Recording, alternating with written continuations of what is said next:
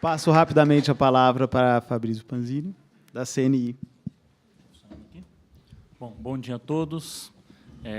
Francisco, queria agradecer, em nome da CNI, por essa oportunidade de apresentar o nosso livro, um pouquinho das ideias centrais, e agradecer também pela parceria com o IMBRAC e CNI, que já tem rendido bons frutos, e o grande exemplo disso é o nosso evento anual em Brasília.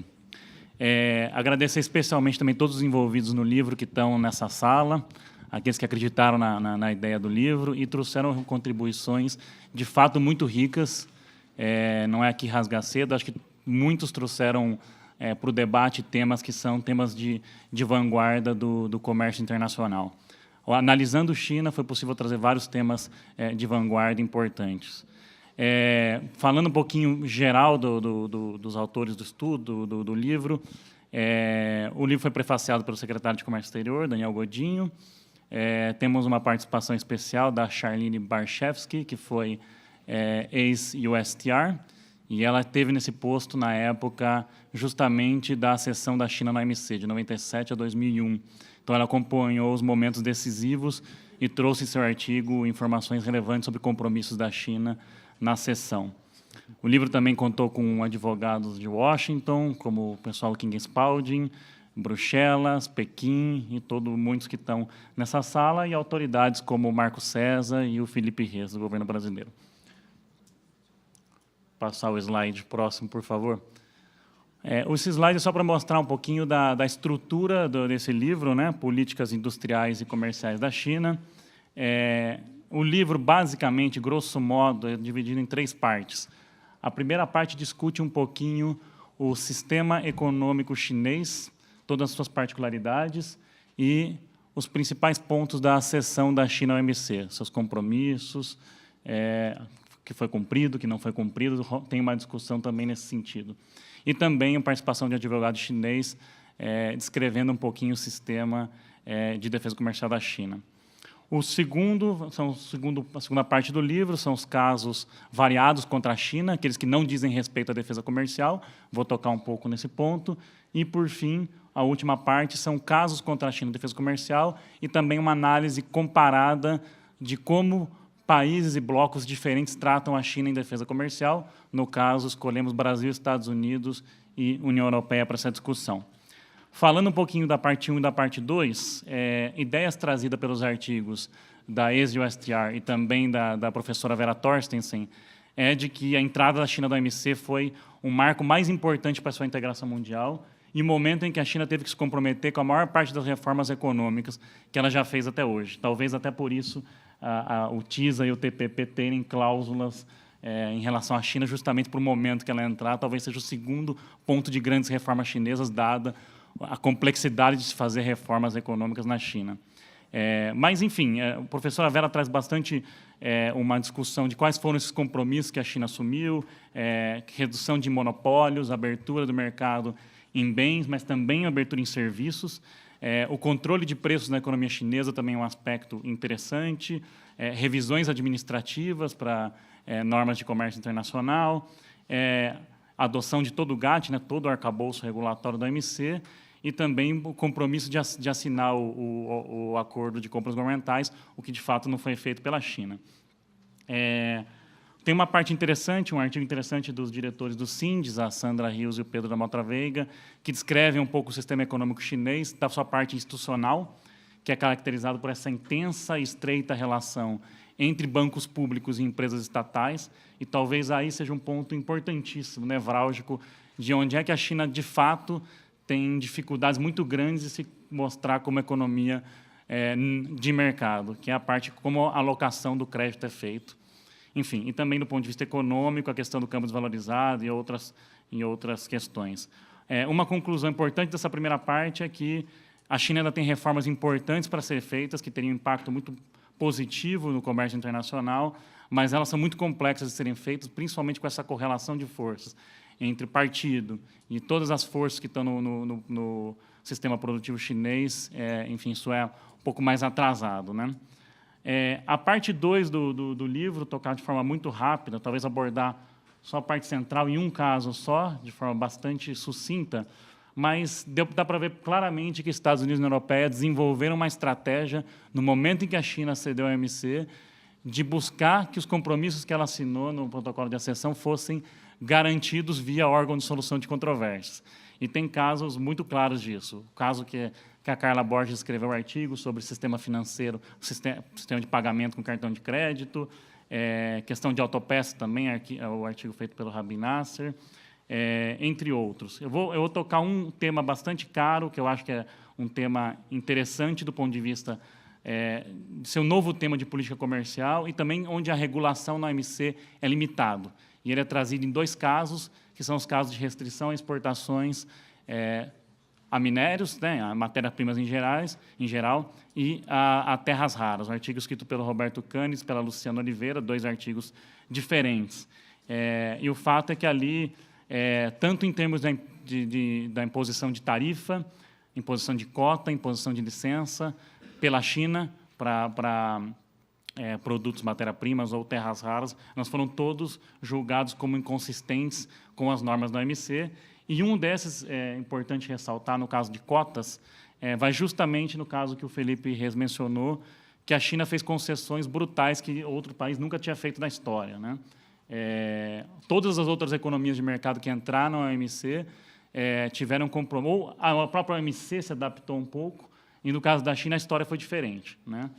De fato, são obrigações muito mais robustas.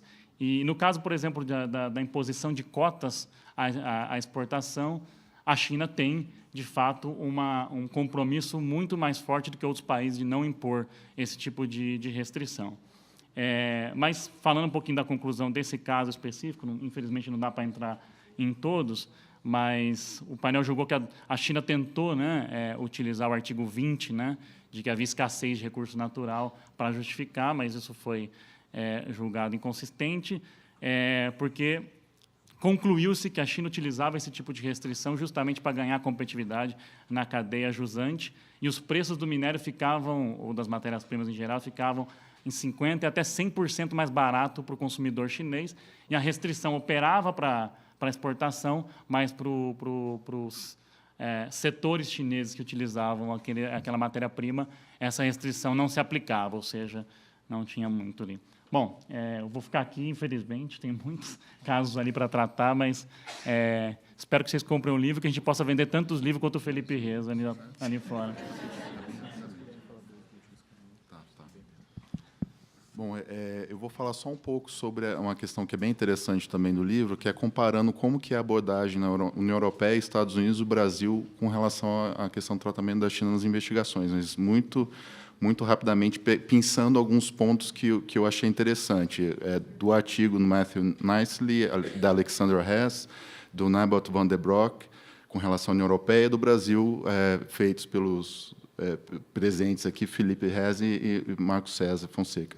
É interessante que existe a possibilidade, como vocês sabem, de que, embora eles não, tanto os Estados Unidos como a Europeia e o Brasil não concedam o status de economia de mercado, de que os produtores, naquele caso específico, comprovem que eles atuam em condições de economia de mercado. No caso dos Estados Unidos, é com base em precedentes, seguindo a tradição do direito consuetudinário.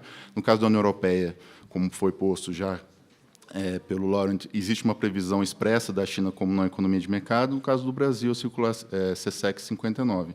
É interessante que, no artigo sobre a União Europeia, é colocada a taxa de sucesso, entre aspas, dos produtores chineses em comprovar que atuam em condições de economia de mercado. No caso da China, essa taxa de sucesso seria de 36%, e aí a ideia é que seria uma taxa baixa, considerando com Ucrânia 50% e Rússia 75%. Aí eu faço um paralelo com o caso do Brasil, que só em um caso o DECOM analisou, se debruçou sobre os argumentos trazidos pela indústria chinesa, se debruçou com mais atenção, porque somente nesse caso o DECOM entendeu que havia realmente indícios de que havia, naquele caso específico, condições de mercado, mas mesmo nesse caso, que foi o caso do glifosato, não foi concedido esse tratamento para aquela empresa específica. Com relação a algumas mudanças que já têm sido feitas, tanto nos Estados Unidos quanto na União Europeia, já talvez se antecipando a dezembro de 2016, Em 2006, é interessante que o Departamento de Comércio dos Estados Unidos mudou o entendimento que era vigente até então de que não se poderia aplicar concomitantemente direitos antidumping e medidas compensatórias. Então, a partir de 2006, isso acabou sendo uma prática bastante comum.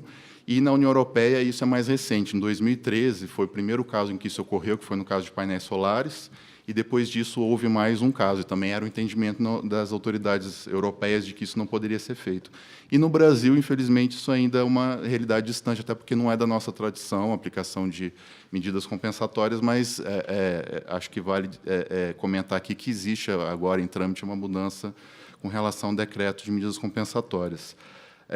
Outra medida também que deve ser feita, uma mudança que deve ser feita na legislação europeia nos próximos meses, que está sendo discutida já, é a possibilidade da Comissão Europeia entrar abrir ex officio investigações, independente do pleito da indústria europeia. E aí eu ia entrar um pouco na discussão da saída do artigo 2.2 do Acordo Antidumping, que foi discutido pelo Laurent e o Felipe Hess, sobre as condições especiais de mercado, o Particular Market Situation, é o artigo 2.2 do Acordo Antidumping, e no nosso decreto 8.058 está refletido no artigo 14. E aí, como ambos colocaram, existem muitas dificuldades com relação à aplicação desse conceito. Existe o caso da União Europeia-Argentina referente ao diesel, em que ainda não chegou ao órgão de apelação, mas o painel decidiu contrariamente à União Europeia. E tem sido a abordagem já adotada pela Austrália, tendo em vista que ela teve que reconhecer a China como economia de mercado, mas tem sido aplicada, ainda não foi questionado pela China, mas tem sido aplicada com dificuldades essa abordagem por parte da Austrália. Vamos passar a palavra para o Lucas para falar um pouco sobre alguns outros casos. Na verdade, só para concluir, boa tarde a todos, e obrigado ao Francisco pelo espaço, para a gente falar do livro. Só um último comentário. Essa opção metodológica, por analisar as políticas industriais da China à luz da jurisprudência da OMC, acabou tornando realmente o livro muito interessante, porque a gente vê na prática como os países reagem e questionam várias dessas medidas, isso é o que o Fabrício comentou na parte 1, e a gente vê também que a China tem reagido, ao contrário de uma postura muito discreta inicialmente, mas reagindo com veemência na OMC contra as medidas que são, às vezes, impostas, especialmente defesa comercial, antidumping, subsídios, contra a China. E é muito importante que a gente acompanhe isso. Acho que a importância da jurisprudência da OMC é claríssima para todos aqui. O interessante, o Felipe acaba de comentar, o caso do biodiesel, o caso entre a Argentina e a União Europeia tem um impacto tremendo sobre como o Brasil vai tratar a questão da China, em função do debate sobre a economia de mercado. Então, é realmente fundamental que a gente faça esses estudos. No livro tem vários exemplos, só para citar o caso dos fixadores de ferro e aço foi um caso entre União Europeia e China que fez com que o DECOM mudasse a prática de passar a considerar preços de exportação chineses nas investigações antidumping por conta de uma decisão da OMC. Então, são N exemplos, a gente poderia citar muitos, mas o crucial realmente é colocar que isso só foi possível graças ao esforço de muita gente que contribuiu para a obra, especialmente vários dos aqui presentes, trabalhando nos estudos de caso. A gente tem aí na tela, são 44 autores, além dos organizadores. Queria realmente, de coração, agradecer a todos. Acho que o conjunto da obra ficou muito legal. Espero que todos tenham a chance de ler. Obrigado a todos e boa tarde de novo. Meus parabéns pelo excelente livro, que de fato contou com a colaboração de vários dos nossos associados do IBRAC. Encerramos esta parte. Eu pediria aos integrantes do próximo painel que viessem imediatamente à mesa.